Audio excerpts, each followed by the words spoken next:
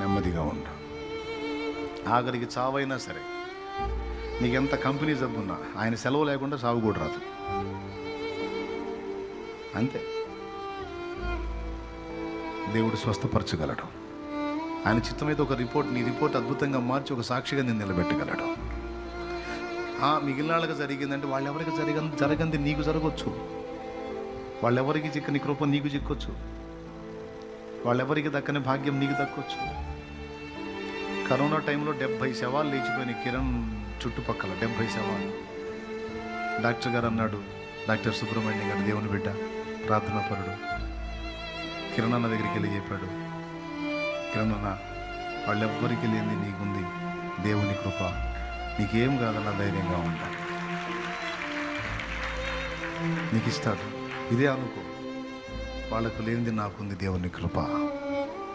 వాళ్ళ జీవితంలో జరిగిందా, వీళ్ళ జీవితంలో జరిగిందా, ఏమో నీ జీవితం నుంచి ఒక అద్భుతం మొదలుపెట్టి దేవుడు తన కార్యం జరిగించుకోవచ్చు.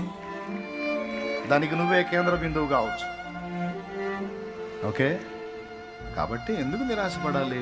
సైతాను గాడికి ఎందుకు? మనం కదిలితే వాడిని పిలుస్తూ ఉంటాం దరిద్రుని. అది పెద్ద పాత చుట్టం లాగా.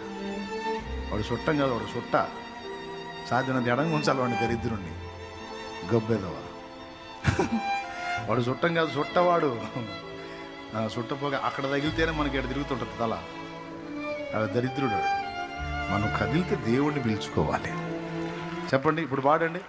కాపాడినావు ఇంతకాలము, కాపాడెదవు ఇక ముందు కాలము. కాపాడినావు ఇంతకాలము, కాపాడెదవు ఇక ముందు కాలము. నిన్ను మరువనయ్య నా జీవితాంతము, నిన్ను మరువనయ్య నా జీవితాంతము. అమరం అతి మధురం నీ దివ్య స్నేహము, అమరం అతి మధురం నీ దివ్య స్నేహము.